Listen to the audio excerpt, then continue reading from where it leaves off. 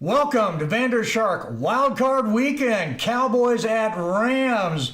Wow, what can you say? This is the most awesome pregame of the day. No offense to the Kansas City game that just went by. Hey, props to you guys.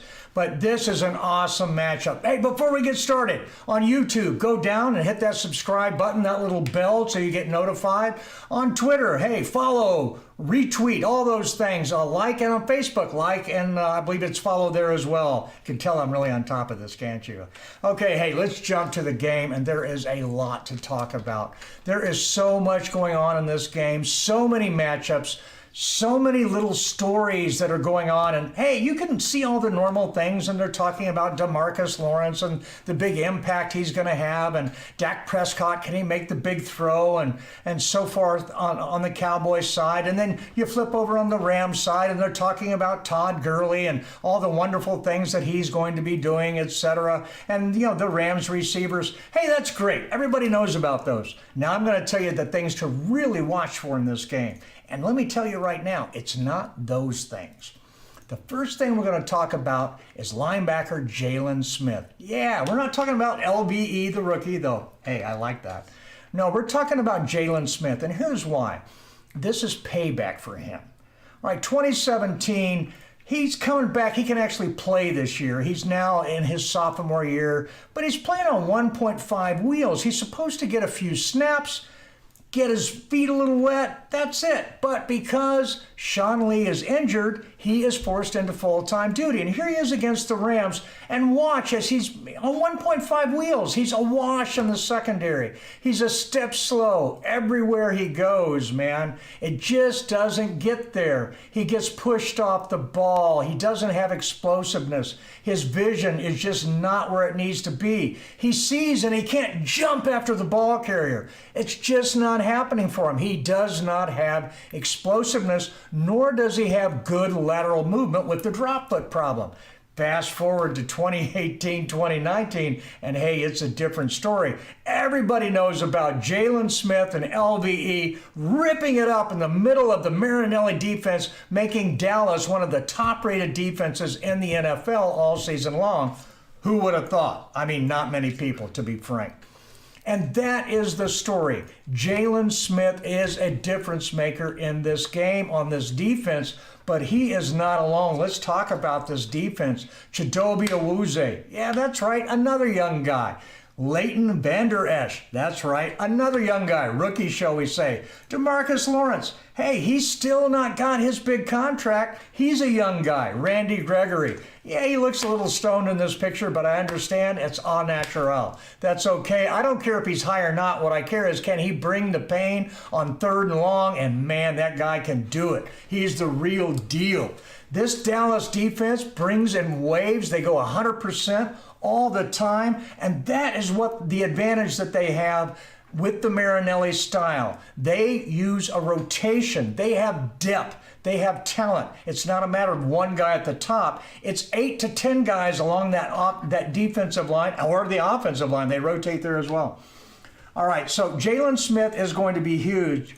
But now, what are the Cowboys going to do on offense? Well, they're going to run the ball. Everybody knows that, Ezekiel Elliott and all that.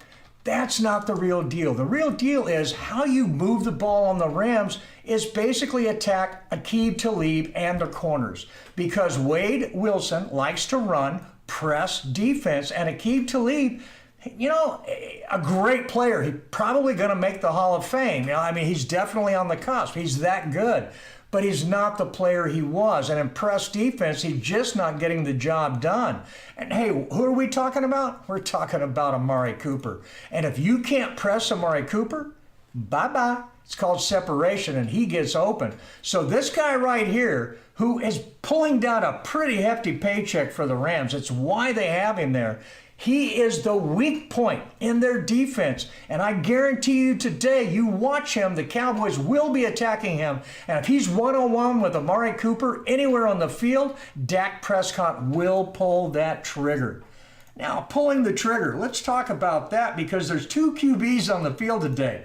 One of them's on the Dallas side, but hey, a guy that was lighting it up in the beginning of the season, lit it up all of last season, Goff. For the Rams. Wow. Does he have the weapons? First of all, you've got Gurley, who, I mean, hey, you can like Ezekiel Elliott all you want.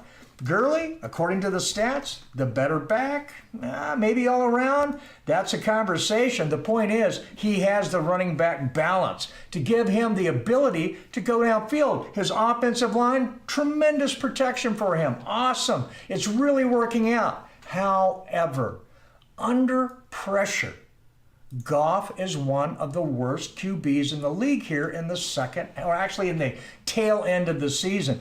The Rams have really fallen off the cliff in this regard, and the word is out.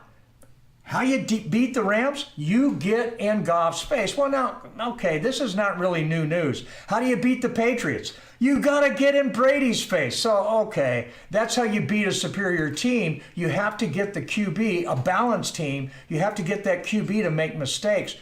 Here, what we found is, unlike Brady, who you can get in his face, and you've got to really rattle him to get him off of his game. Goff, that's not the case. Basically, if you're getting around him, he's not doing well right now. And in the playoffs, that's an early exit sign.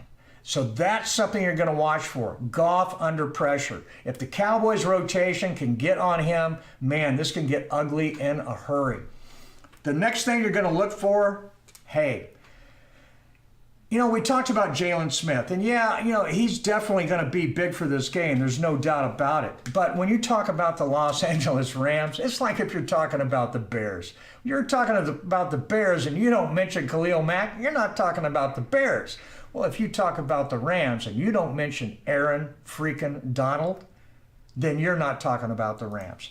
And last year, that same game where Jalen Smith had a really crappy game, but he still came away with, about 7 or 8 tackles, something like that, but no splash stats, no sacks, no pass defense or anything. Aaron Donald also only had 1 tackle, 1 assist, and that was it. He was literally not there, which is really weird. The Cowboys' offensive line was able to handle them. The Cowboys' offensive line in 2017 was a different group of guys than they are now, so I don't know exactly what's going to happen there. They have a different offensive line coach now. They have a different mentality. Nastier, I think. That doesn't matter. Aaron freaking Donald. If he goes off, he can take over a game all by himself. In the Chiefs-Colts game earlier, Sharky and I were talking about it. We both picked the Colts, but we said if turnovers happen or if Mahomes just goes lights out, Chiefs win. And that's what happened. Both things, turnover and Mahomes went lights out. Same thing here. If Goff can handle the pressure and if this man right here shows up with splash stats, sacks, forced fumbles, fumble recoveries, Rams win. It's that simple. Cowboys know what to do. They have the formula to win, just like the Colts did against the Chiefs. Didn't really work out for them. Hopefully, the Cowboys can do a better job. But hey, the Rams, they're going to have something to say about that. They're playing at home. It's cold weather out there, rainy, slick, and wet. So passing the ball is not really going to be a big thing today. Not the best conditions for it, but running the football, yeah, that's on everybody's head. But guess what? Both teams do it well. So it's anybody's game. Hey, you know who I'm picking. I'm picking the Cowboys. We'll see you after for the post game back here on Vandershark and the Sports Talk Line Network. Till then, thank you, Barley Forge, for this awesome brew. 4 quarters of this. I'm going to have a good time. I hope you do too.